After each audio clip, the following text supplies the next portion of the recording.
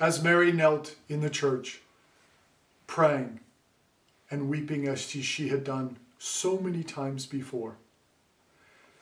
This sorrow and this pain, known by too many mothers.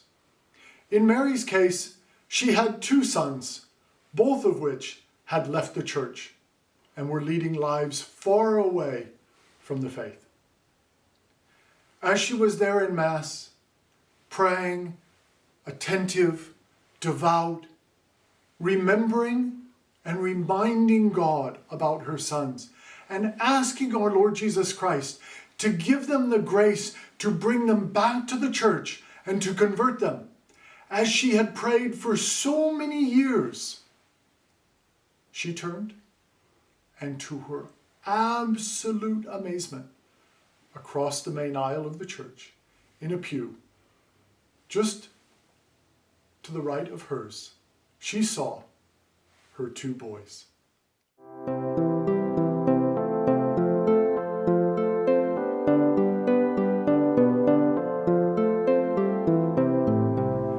She was about to jump out of her skin with joy and amazement and consolation. Her sons were back in a church. Now, her boys had been close to our Lord. Her boys had prayed. Her boys had come with her to Mass. Her boys had loved their Catholic faith. But when the teenage years hit, and the independence and the rebellion and adolescence and adulthood, etc., university and all the other things that happened, the world, the flesh, and the devil pulled her sons away. She couldn't wait for Mass to end to be able to go up to her boys and ask, "What are you doing here? How is it possible that you've come back to the church?" And so outside, after Mass, as she asked these questions, the youngest son began to tell the story. "Mom, we were on a road trip in Colorado. And on one particular day, we were coming down a steep mountain on a windy road. It was pouring rain.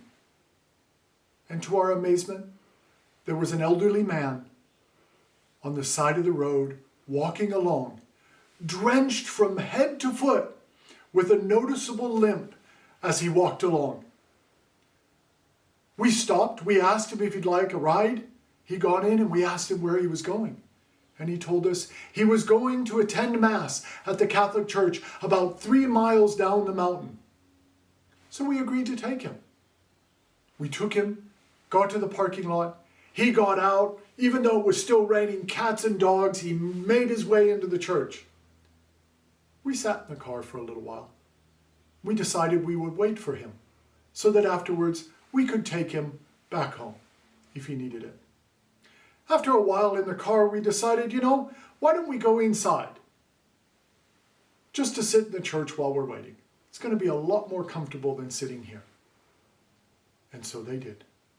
They went inside the church and they sat in the very, very last pew. As Mass continued, and they heard the epistle, and they heard the gospel, and they heard the prayers, and they heard the songs of the choir.